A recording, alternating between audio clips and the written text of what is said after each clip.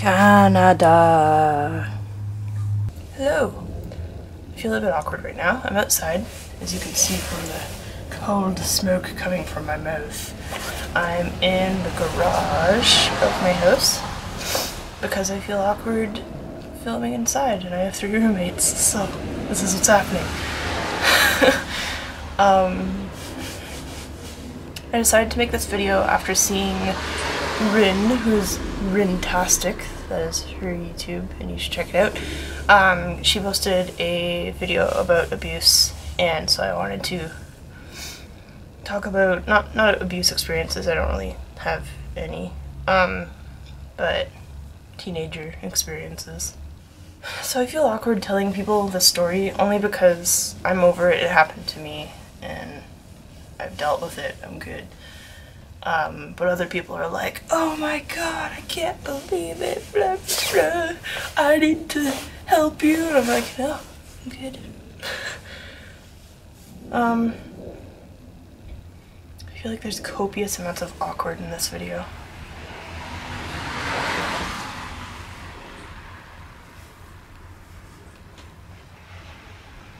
So, I went to high school in grade 9, and I got 2 best friends. We'll call them S and G, because, not for anonymous things, but just because they have the same first name. So we're really close, and basically, like, our grade 9 year was like, let's all come out! Woo!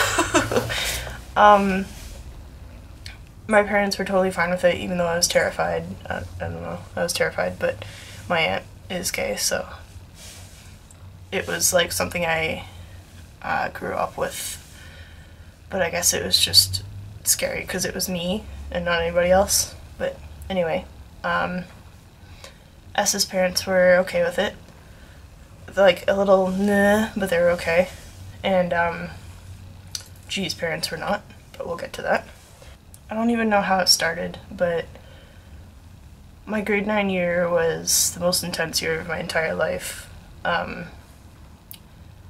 We became friends with a group of grade 12s, and I guess there was just a lot of like love triangles and hexagons. That being said, also basically everybody was really unstable. I think about everybody that I knew mostly was self-harming or suicidal. I've never been suicidal, but I used to self-harm. I don't anymore. So basically us being grade 9s and not understanding self-preservation, I guess, things were pretty ugly. Basically, there was like a climactic point in my grade 9 year. Me and G went to a grade 12 party. Oh, we felt really badass. Definitely didn't later on in the party, but so we told our parents we were going to sleep over at Jay's house, and then we went there first, and then C picked all of us up, and we went to her house. Me and G had paid for 4 coolers each, and like with any beverage, I can't sip beverages, it makes me weird, I can't do it, and so I didn't get drunk, but I got pretty like buzzed, acting stupid. We didn't know this, but at the time G had depression and bipolar, and she had about, I think she had 2 coolers, but that's enough. And she wanted to go upstairs on the balcony, and I was like, no, no, I know this is a bad idea, no. And I tried to like stop her, block the way, not aggressively, but just being like, yo, no, let's go downstairs. But she's really strong, so we ended up going on the balcony, and I'd gotten water and bread to try and sober her up, thinking that might help. She started to stare at the balcony railing, and I knew what she was thinking, and I was like, so I asked, what are you thinking, just to see if she would say it, but she started to climb. She had put up one leg, and right away I like pounced on her. I put my arms around her like it was like metal, and swooshed back. So we both ended up on the floor. She was trying to pull away and squirm. She's like super strong, and I didn't know that I could be that strong, but apparently adrenaline does a lot to you because I don't actually know how I held her back. We ended up staying on the balcony for about 4 hours. Slowly people started to see that we were there and tried to help her get off the balcony. She'd been sitting there and like rocking back and forth, whispering to herself for the 4 hours. And then the rest of the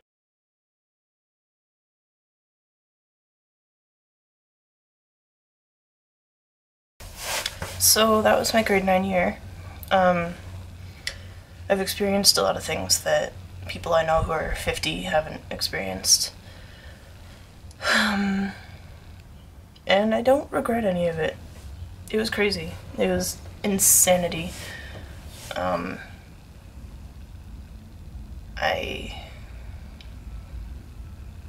really thankful for the people who helped me through everything and the people who went through everything with me. I don't know if I'm going to post this, but I'm going to talk about it. When I was in grade 11, I met somebody named, we'll say E. So E and I lived pretty far away from each other, about an hour. We still saw each other, but eh. So most of everything was online, like on chat. So things progressed. We'd always, hey, I love you, romantic-y shit. And it's hard to say this.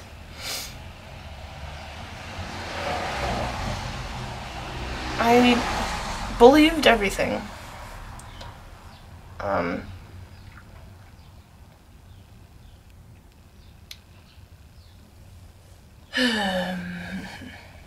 A while later, I was on MSN, and yeah, MSN, so long ago. I was on MSN, and they're acting weird, so I asked, what's happening, what's up? And they were like, basically just harsh things, like, everything I said was a lie, I will never love you, kind of thing. And I was completely shocked. I had absolutely no idea what was going on. I started, like, shaking. I believed everything that they'd ever told me, and, like, 100%, like, believed it. And that night, they were on MSN again, so I don't know if I just wanted answers, I guess. So I was like, why would you do that? He basically listed off every, symptom, every sign, I guess, of E being a sociopath. They'd kept records of our conversations, analyzed them, had like this whole file on me, research file.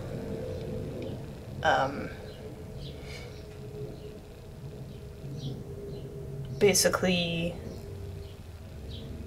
you wanted to know what somebody would do if they were in love with somebody. So I was the experiment. So going through that was really tough because I'm such a trusting person. I had to make sure that I wouldn't just lose that quality in me because of one person, and it was so tough. I still struggle with it, kind of, like, if I'm getting really close to somebody, there'll always be like this thing in the back of my head that says they could be completely lying to you, they could mean absolutely nothing that they're saying, and I silence it most of the time because I know that it's irrational. I've never been in a fully, like, physical mental, emotional relationship, but mostly like the physical part. I've never been in that kind of relationship. Like,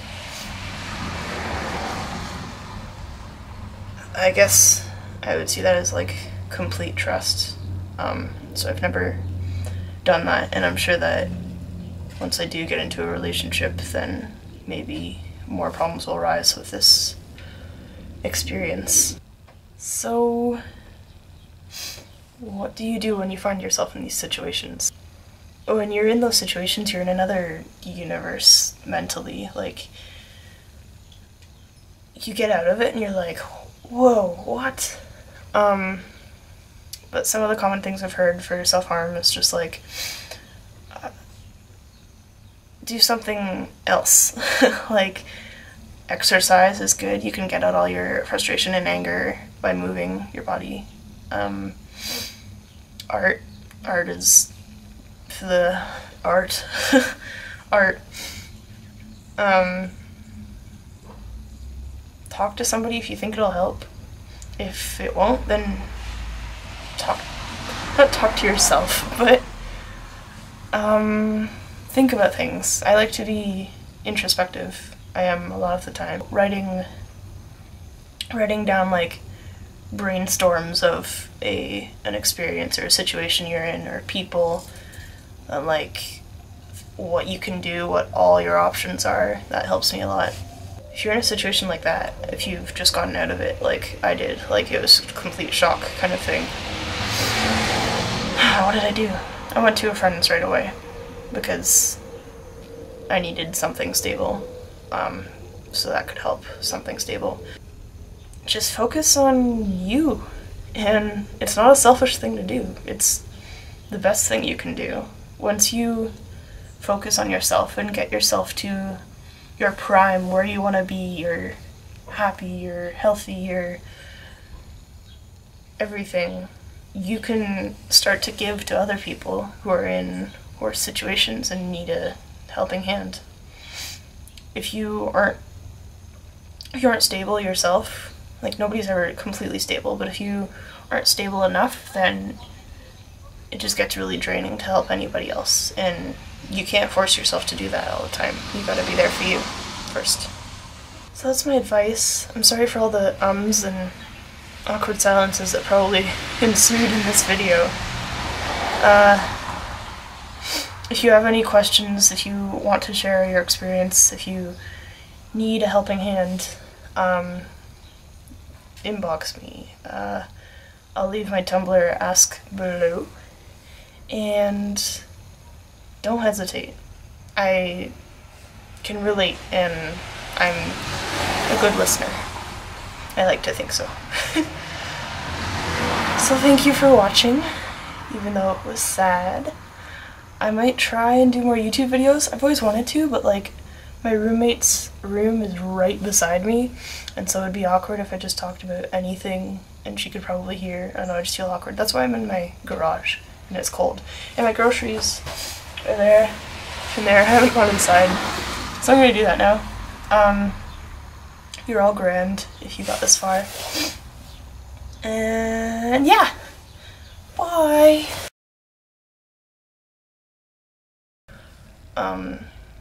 E was completely manipulated.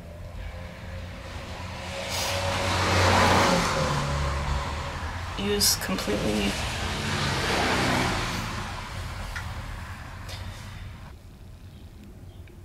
words come out. It's not really my house because I have 3 roommates, but house's garage.